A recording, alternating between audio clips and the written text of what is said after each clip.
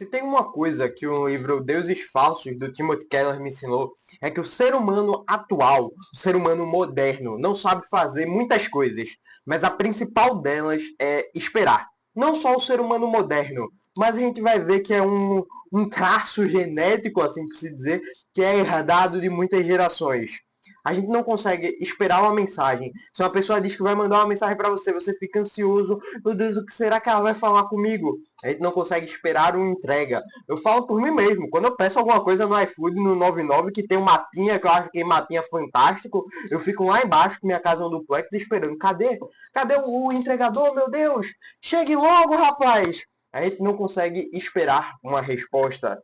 A gente não consegue esperar uma promoção. As coisas que a gente tem que comprar tem que ser agora porque tem que ser agora. A gente não consegue esperar um resultado. Quando sai a nota do Enem, ou dias antes de sair, a gente está sem dormir direito, não conseguindo, meu Deus, será que eu passei na Universidade Federal dos meus sonhos? A gente não consegue esperar em um relacionamento.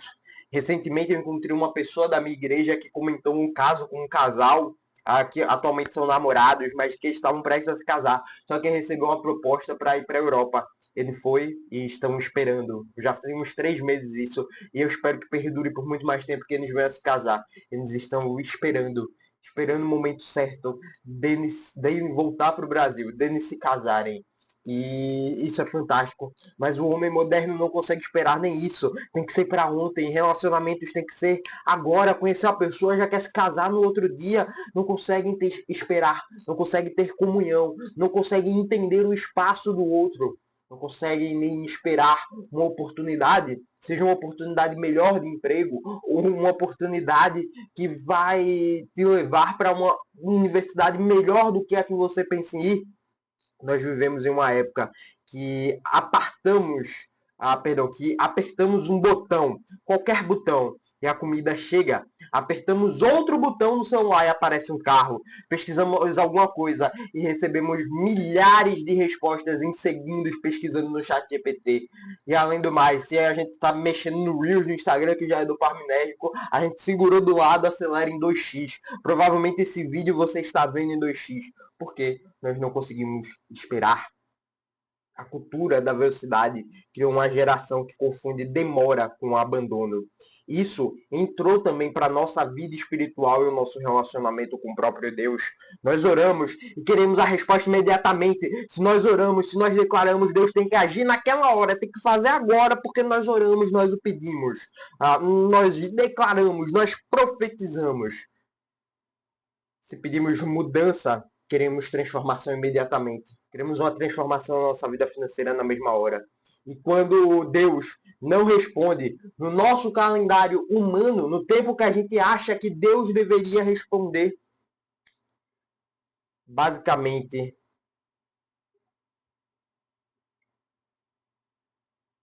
começa a crescer uma tentação perigosa. Fabricar alguma coisa para ocupar um lugar daquilo que estamos esperando em Deus. Exatamente isso que o texto de hoje, de Êxodo 32, que vamos ler, retrata. Moisés subiu ao monte Sinai. Deus havia feito uma aliança com Israel, uma aliança com o povo e para com os seus filhos. Deus havia libertado aquele povo do Egito, das garras de Faraó. Havia aberto o Mar Vermelho. Deus havia alimentado Israel no deserto com maná diário. Deus havia conduzido o povo com uma coluna de nuvem durante o dia e uma coluna de fogo durante a noite para suportarem o calor do dia e o frio da noite. Mas agora Moisés está demorando. E o coração do povo começou a dizer algo perigoso, começou a criar uma idolatria. Precisamos de alguma coisa que possamos ver. O coração do homem, puramente materialista. Eles precisam ver, não conseguem aceitar templo de um Deus invisível, de um Deus que a gente não consegue ver, não consegue sentir. Perdão, no sentido de tato, porque a gente consegue sentir Deus de outras formas, mas o ser humano precisa de algo visível. E isso levou os israelitas, levou o povo hebreu a fazer o acontecimento do texto de hoje. Vamos abrir em Êxodo, capítulo 32, e vamos ler do verso 1 até o verso 6. Leremos. O povo viu que Moisés demorava para descer do monte. Então reuniu-se em volta de Arão e disse: Levanta-se, faça para nós deuses que vão adiante de nós. Pois quanto a este Moisés, o homem que nos retirou do Egito, não sabemos o que lhe aconteceu. Arão respondeu: Tirem as argolas de ouro das orelhas de suas mulheres, de seus filhos e de suas filhas, e tragam para mim. Verso 3: Então o povo tirou das orelhas as argolas e as trouxe a Arão. Este, recebendo-as da mão daqueles que trabalhou o ouro com buril, e fez dele um bezerro de metal fundido. Então disseram: São estes, ó Israel, os seus deuses, tiraram você da terra do Egito? Verso 5: Arão, vendo isso, edificou um altar diante do bezerro e fez a seguinte proclamação: Amanhã haverá festa ao Senhor. No dia seguinte, madrugada, ofereceram holocaustos, trouxeram ofertas pacíficas, e o povo sentou-se para comer e beber, e levantou-se para se divertir. É um texto que mostra a idolatria no coração do humano. E perceba a progressão que acontece durante o texto. Primeiro, Moisés demora, porque está no Sinai, recebendo as tábuas da lei. Depois, o povo fica ansioso, querendo Moisés descendo logo, querendo uma resposta de Deus agora. Depois, o povo pede um substituto, quer substituir a demora de Deus, aquilo que estamos esperando em Deus, para algo que eles conseguem ver e sentir naquele momento. Depois, Arão fabrica o substituto. Depois, o povo chama o substituto de Deus. Aqui no verso 5, amanhã haverá festa ao Senhor. E se você perceber, é Senhor com S maiúsculo. Já chegamos lá. E finalmente, a falsa adoração produz uma degradação que veremos mais à frente. Mas isso daí são papos para outras exposições. O bezerro de ouro não apareceu de repente. Ah, Moisés subiu, vamos fazer o bezerro. Não, não foi de repente. Ele foi produzido por um coração que não queria mais esperar. E essa é a grande verdade que o texto nos apresenta. A idolatria nasce quando o coração se cansa de esperar em Deus. E isso nos leva ao verso 1. A impaciência espiritual sempre vai produzir a corrupção. A ansiedade no coração humano para as coisas de Deus vai produzir corrupção. Não estou dizendo que estar em ansiedade, ter ansiedade é pecado, mas sua ansiedade, se não tratada, ela pode criar um ídolo no seu coração. A gente vê aqui no verso 1, o povo viu que Moisés demorava. O primeiro versículo já nos mostra a raiz do problema. Mas vendo o povo que Moisés demorava para descer do monte. Isso daí é muito importante. Ele tardava a descer, ele demorava para descer. O povo estava olhando para o relógio e achava que Deus estava atrasado. Porém, Deus não estava atrasado. Mas na percepção deles, na percepção do povo de Israel, Deus estava demorando. Existe uma diferença enorme entre essas duas coisas, entre a gente achar que Deus está demorando e o que de fato Deus está fazendo. O problema de Israel não começou no ouro, começou na ansiedade. Não começou quando Arão pegou o ouro aqui no verso 2, pediu para tirar as argolas e fazer para dar-lhe para ele fazer o ouro. Não começou ali. Começou quando o povo olhou para o Monte Sinai e pensou: Moisés não vai voltar. A essa hora já deve estar morto. E aqui precisamos lembrar o contexto dos textos anteriores. Moisés não estava simplesmente viajando. Ele não foi para gravar ataque de um lado, tirar uma viagem. Não. Moisés estava no monte, porque Deus havia chamado Moisés para lá. Êxodo 24:18. E Moisés esteve ali 40 dias, 40 noites. Deus estava trabalhando. A gente vê aqui, ó, no capítulo anterior, no verso 31, as tábuas da lei. Ele fazendo aqui toda a lei, Deus mostrando a lei a Moisés. Deus estava trabalhando, mas Israel não conseguia enxergar o que Deus estava fazendo. E a sua ansiedade gerou essa impaciência de querer tocar em algo, ver um Deus, ver um ídolo. Essa é uma grande dificuldade da fé. Continuar confiando quando Deus está trabalhando em lugares que os nossos olhos não conseguem alcançar. Porém, o autor dos Hebreus fala que a fé é justamente isso. Hebreus 11:1. Ora, a fé é o firme fundamento das coisas que não podemos ver, das coisas que esperamos, é a prova das coisas que não vemos em outras versões. Essa é a verdadeira dificuldade da fé. E a fé verdadeira a gente espera em Deus, mesmo que nossos olhos não alcancem o trabalho que o próprio Deus está fazendo. A fé é justamente necessária porque existem coisas que nós não vemos. Israel queria trocar a fé por uma visibilidade. E isso era normal do ser humano, até hoje é. Nós queremos acreditar em coisas que conseguimos ver, coisas que conseguimos tocar. Quando o cristianismo surgiu, lá quando após a morte de Cristo, os cristãos começaram a se espalhar pelo mundo, chamavam os cristãos de ateus, porque a ritualística das outras religiões eram claras, um templo para sacrificar. E agora o cristão não precisa mais de um sacrifício. Um cristão não tem mais o sacrifício porque o sacrifício perfeito foi cumprido na cruz de Cristo. E com Cristo ressurreto no domingo, no dia do Senhor. Show! E eles chamavam os cristãos de ateus porque eles não tinham templo, não tinham algo para tocar, não tinham algo para ver, só tinham simplesmente a fé. E o ser humano quer um Deus que possa ser visto, um Deus que possa ser carregado, levado de um lado para o outro, um Deus, um ídolo que possa ser controlado, seguindo as suas vontades.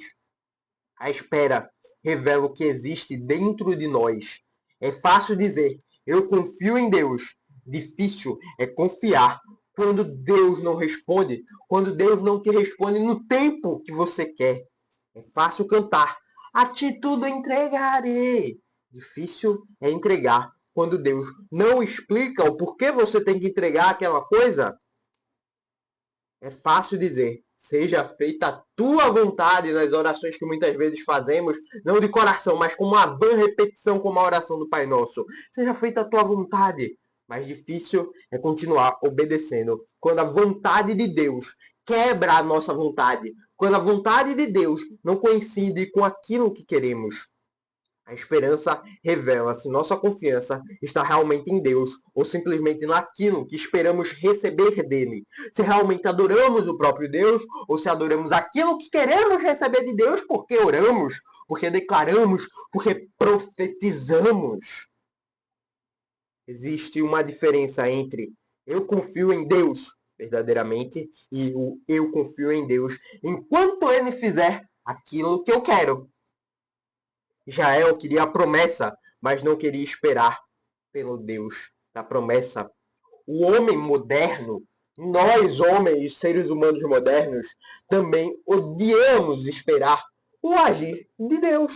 Nós fazemos a mesma coisa que Israel fez lá atrás, não mais fazendo um bezerro de ouro, mas com os nossos próprios ídolos atuais. Deus não responde sobre nossa carreira profissional. Começamos a tomar decisões apenas pelo dinheiro. Deus não responde sobre relacionamento. Começamos a aceitar qualquer pessoa. Deus não muda a determinada situação que queríamos que ele mudasse. Começamos a tentar resolver através de métodos pecaminosos, ou, em linguagem brasileira, o jeitinho brasileiro. Deus não nos dá reconhecimentos. Começamos a buscar, então, a aprovação de pessoas. Deus não responde na política. O político X não é o político que eu queria, que Deus queria. Não pode. A gente começa a tratar, então, o outro político como um certo salvador. E o coração já diz, já que Deus está demorando, eu preciso construir alguma coisa. Se Deus não está respondendo, é pela minha força, é pelo meu braço. É assim que a ansiedade pode se transformar em idolatria. Não estou dizendo para negar o seu agir. Nós, como seres humanos, temos a parte da nossa ação. Mas temos que ter até a nossa ação orientadas pelo Espírito Santo. Isso nos leva ao segundo ponto. O coração sempre vai tentar fabricar substitutos para Deus. Agora chegamos no final aqui, do texto, do versículo 1. Então, reuniu-se em volta de Arão e lhe disse: levanta-se, faça para nós deuses que vão adiante de nós. Observe a linguagem. Eles não dizem, não queremos mais nenhum Deus. Eles não querem ser ateus, que nem os ateus de hoje em dia. Eles dizem, façam-nos deuses. Isso é muito importante. A idolatria não precisa começar no ateísmo. Muitas vezes ela começa com a tentativa de reorganizar Deus de acordo com a nossa conveniência. O povo ainda quer religião. O povo ainda quer participar de um certo culto. O povo ainda quer um Deus com D minúsculo, aqui por se dizer. O problema é que agora eles querem um Deus que eles possam controlar. Um Deus Papai Noel, de barbinha branca, ao bom homem que dá o que eles querem. Esse é o coração da idolatria. A idolatria é colocar algo criado num lugar que pertence exclusivamente ao Criador. Abraão, quando teve Isaac, por que Deus fez a promessa, fez a tentação, entre aspas, pediu para Abraão sacrificar Isaac? Porque Abraão poderia colocar Isaac como seu ídolo. Até nossas famílias podem nos tornar ídolos. E vimos que Abraão confiou 100% em Deus. Se ele matasse Isaac, ele confiava tanto em Deus que Deus vai trazer ele de volta aqui à vida. Vai ressuscitar, vai bater aqui, ó, vai voltar à vida. Abraão confiava em Deus porque o seu coração pertencia única e exclusivamente ao próprio Deus. O bezerro de ouro era um Deus conveniente para os hebreus, para o povo de Israel. E muitas vezes os nossos bezerros de ouro que fazemos é um Deus conveniente. Eles queriam um Deus visível, um Deus manipulável, um Deus previsível, um Deus controlável, um Deus conivente. E aqui está o problema. O Deus verdadeiro não pode ser manipulado. Nós não conseguimos barganhar com Deus. Nós não conseguimos. Ah, Deus, faz isso aqui que eu te dou isso aqui. Não, nosso Deus não pode fazer isso. Deus não existe para realizar os desejos humanos. Nós, que somos criação dele, existimos única e exclusivamente para glorificar o próprio Deus. Isaías já falou isso em Isaías 46, 9 e 10. Lembrai-vos das coisas passadas desde a antiguidade, que eu sou seu Deus. Não há outro Deus, não há outro semelhante a mim, que anuncio o fim desde o princípio e desde a antiguidade, as coisas que ainda não sucederam, que digo, o meu conselho será firme e farei toda a minha vontade. O Deus verdadeiro não precisa se adaptar ao nosso calendário humano. Ele não precisa da autorização humana para fazer aquilo que ele quer fazer. Ele não precisa ser reconstruído para caber na expectativa do nosso coração. Ele é simplesmente o próprio Deus. Ele é Deus. Ah, por que ele está fazendo isso? Ele é Deus. Por que Deus não salva todo mundo? Porque ele é Deus. Ele não precisa da nossa autorização, nem do senso humano, do que o ser humano acha que é ético ou do que ele acha que é justo. O próprio Deus é a própria justiça. O versículo 2 e o versículo 3 é muito bom. Vou ler os dois inteiros aqui. Arão respondeu: tirem as argolas de ouro das orelhas de suas mulheres e de seus filhos e de suas filhas e tragam para mim. Verso 3. Então todo o povo tirou das orelhas as argolas e as trouxe a Arão. Bom, no verso 2 e no verso 2, principalmente, a gente vê Arão falando: tirem as argolas de ouro de vocês, da sua família, dos seus filhos e tudo mais e me entreguem. Arão, em alguns estudos, em alguns livros, falam basicamente que ele não queria fazer o bezerro. Aí ele só disse para mostrar o ouro, para dar o ouro, basicamente para, como que eu posso explicar? Para mostrarem que um ídolo tem um preço, que fazer um ídolo, fazer um Deus tem um preço caro. Mas Israel quis pagar o preço, como vimos no verso 3. O povo entrega. E isso é um significado muito grande. Eles tinham ouro porque Deus tinha providenciado o ouro para eles. O ouro que agora seria utilizado na idolatria havia chegado na mão deles por causa da providência do próprio Deus. Se eu fosse Deus ali naquela situação, olha que ousadia! Meu Deus, eu já ia falar isso. O dinheiro é uma dádiva, não é algo pecaminoso, longe disso, mas o dinheiro pode virar um ídolo. A inteligência é uma dádiva, mas a inteligência pode virar um ídolo e virarmos arrogantes. Família é uma dádiva, mas a família pode virar um ídolo. O trabalho é uma dádiva, mas até mesmo o trabalho pode virar um ídolo quando começamos a esquecer as coisas do próprio Deus. Mas ministério ministério é uma dádiva, é algo que Deus nos dá para o servirmos a igreja. Mas o ministério pode virar um ídolo. O problema não é necessariamente aquilo que temos. Aquilo que temos não é o pecado. Sabe onde está o problema? Sabe onde está o pecado? É o lugar que aquilo ocupa no nosso coração. Onde está o dinheiro no seu coração? Onde está a família no seu coração? Eles estão no lugar que deveriam estar ou estão ocupando um lugar que deveria pertencer somente ao próprio Deus? A idolatria não é apenas uma estátua, ou que nem o bezerro que eles constituíram aqui. É muito fácil olhar para Israel e pensar que povo ignorante eles fizeram uma estátua. Mas Paulo diz em Colossenses 3,5 o seguinte: mortificai, pois os vossos membros que estão sobre a terra, a prostituição, a impureza, a afeição a desordenada, a vil concupiscência e a avareza, que é idolatria. Paulo chama a avareza de idolatria porque dinheiro pode ocupar o lugar de Deus.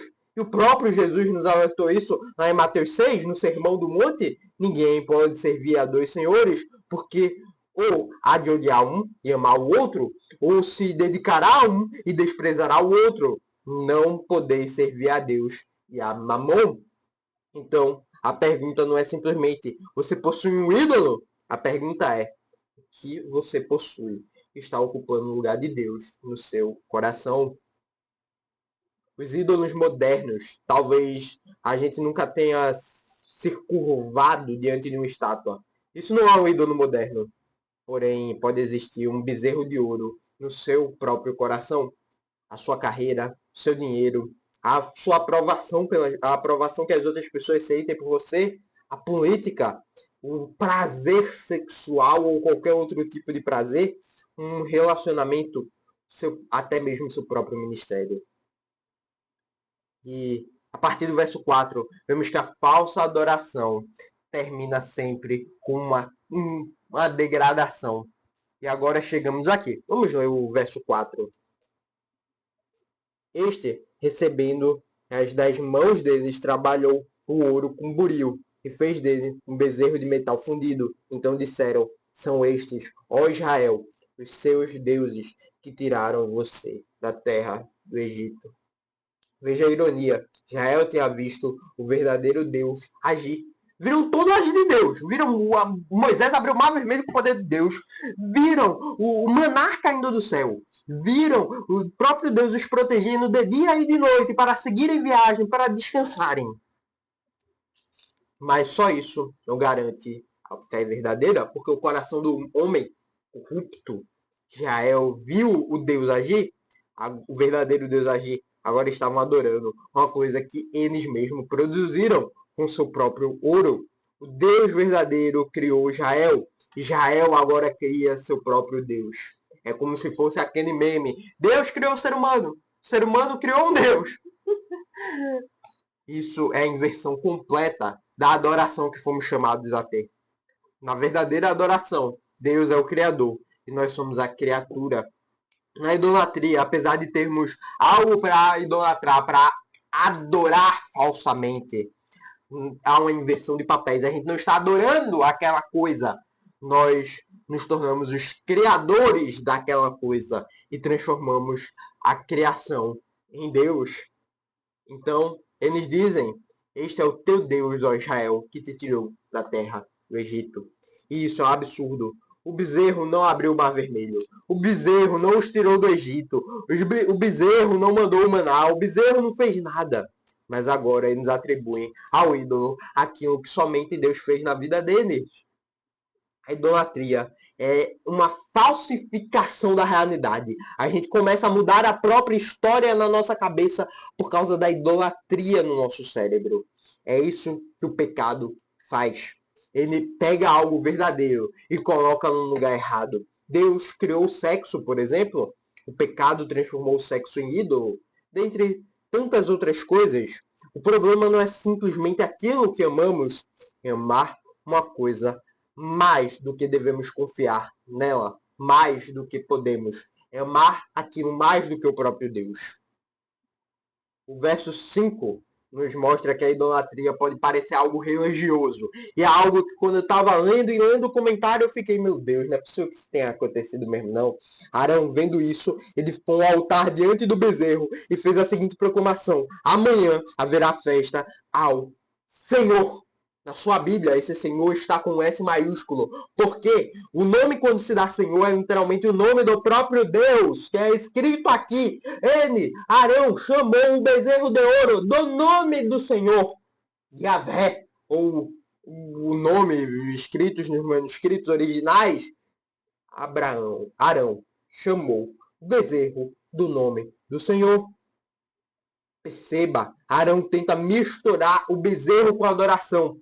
Arão cria um certo sincretismo, e o sincretismo não representa a verdadeira religião. Aquela frase, todos os caminhos levam a Deus.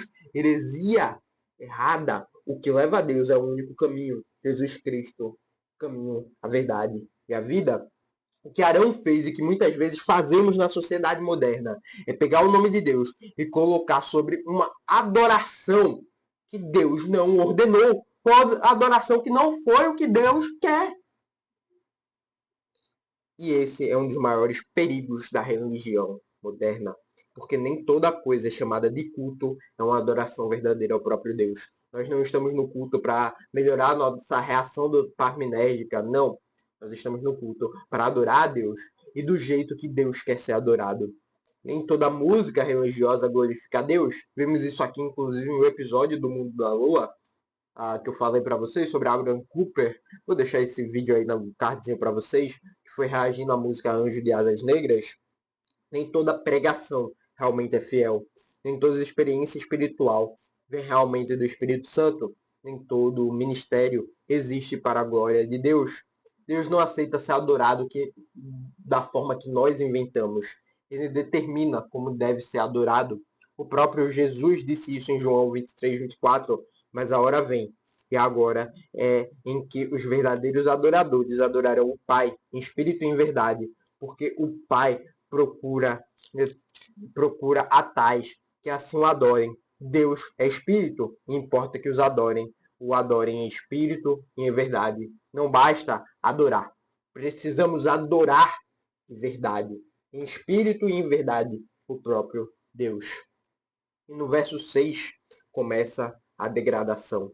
No dia seguinte, madrugaram, ofereceram holocaustos e trouxeram ofertas pacíficas. E o povo sentou-se para comer e beber, e levantou-se para se divertir. Tudo parece em paz, tudo parece tranquilo, mas é aqui que a degradação começa. Aqui chegamos ao resultado. A idolatria começou com ansiedade, passou pela fabricação de um substituto para Deus, terminou em pura degradação. E isso acontece repetidamente durante a Bíblia por muito tempo. A história do livro de Juízes é assim, a história do povo de Israel é assim. E o pecado promete essa liberdade que eles achariam que iam ter, mas na real produz pura escravidão. O pecado promete felicidade, mas produz um vazio existencial, que para termos essa felicidade precisamos estar fazendo aquele ato repetidamente, nos levando mais uma vez à escravidão. O pecado promete o controle das nossas vidas, mas destrói o homem e nos tornamos presos em uma coleira do pecado. E perceba a progressão do pecado. O pecado não é simplesmente no ato, mas tem uma progressão dentro do coração humano. Acontece a demora. Vem a ansiedade. A ansiedade parte para a idolatria. Causa a falsa adoração juntamente com o sincretismo. Eu estou adorando a Deus. e vai para a degradação. Isso acontece primeiro porque Deus está demorando. Depois, porque eu preciso resolver isso sozinho. Depois, não tem problema colocar isso no centro. Depois, vou continuar sendo cristão. E finalmente, aquilo que deveria servir a você passa a governar a sua vida. O bezerro de ouro e o evangelho. Existe um paralelo sobre isso.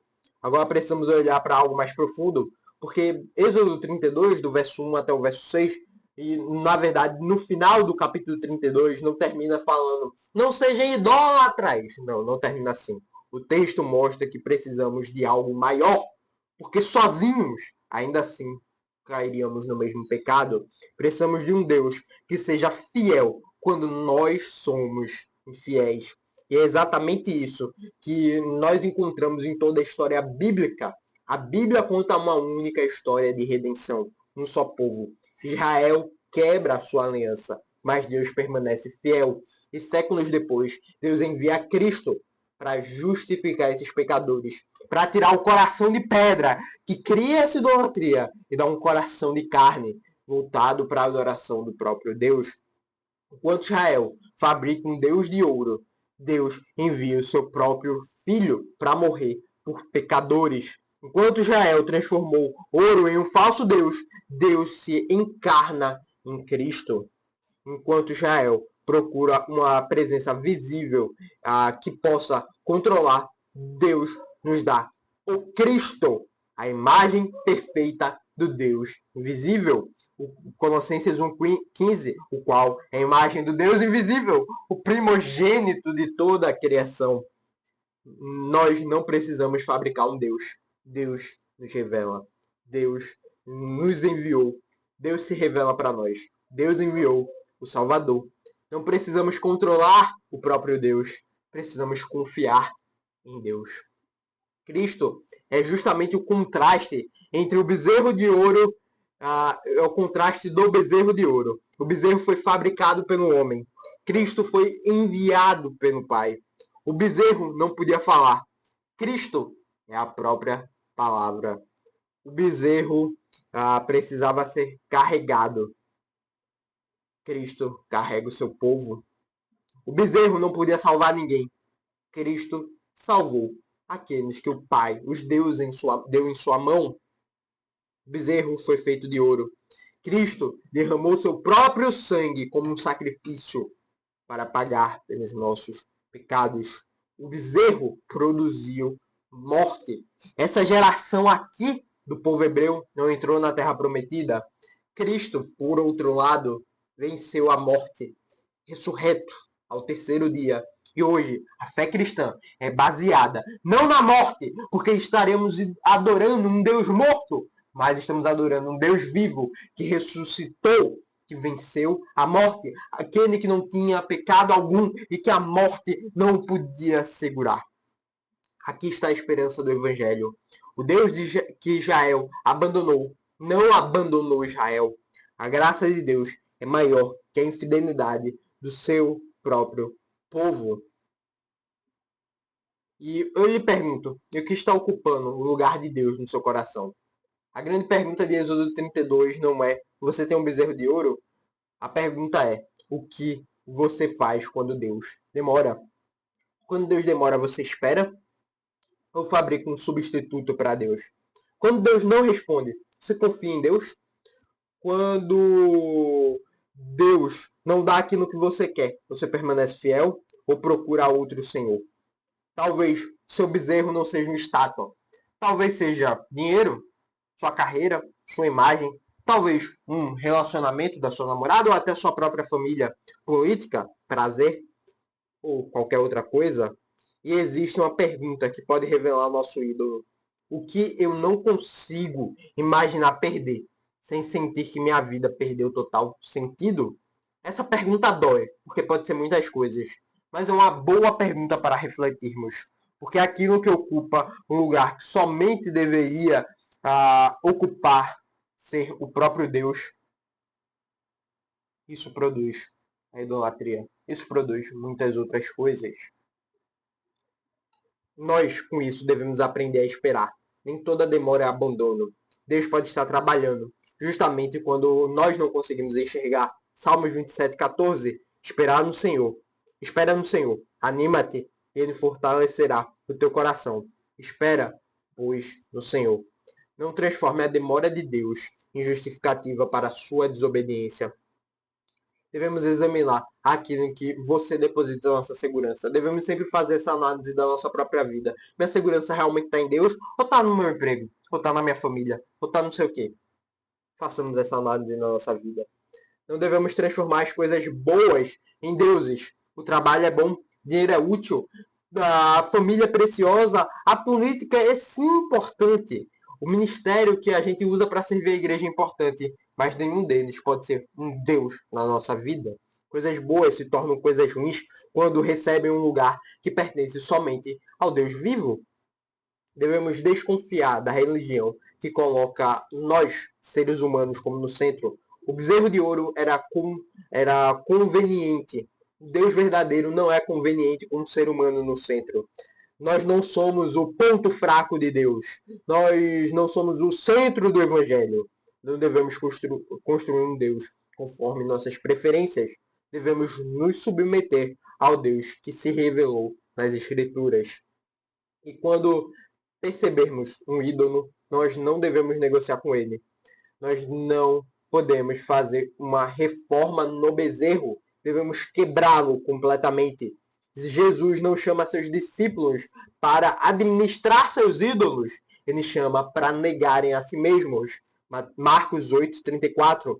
E chamando a si a multidão com os seus discípulos, disse-lhes: se alguém quer vir após a mim, negue-se a si mesmo, tome a sua cruz e siga-me. Israel olhou para o monte. Moisés não descia. O povo ficou impaciente e então decidiu fabricar um Deus. Mas o Deus verdadeiro continuava lá, trabalhando. Deus nunca foi embora. Deus não tinha ido embora. O problema era que Israel não conseguia enxergar o que Deus estava fazendo. E talvez esse seja o nosso problema em 2026 também. Deus parece demorar.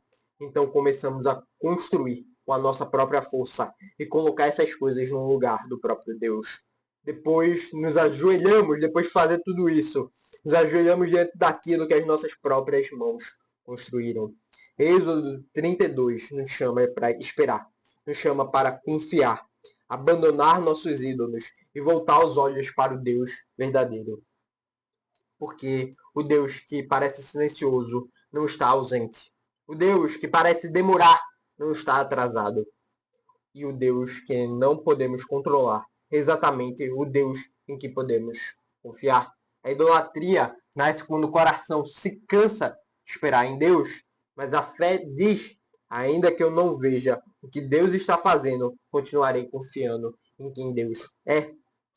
Que Deus nos livre de trocar a glória dele por um pedacinho de algo criado pelas nossas próprias mãos, algo fabricado pelas nossas próprias mãos.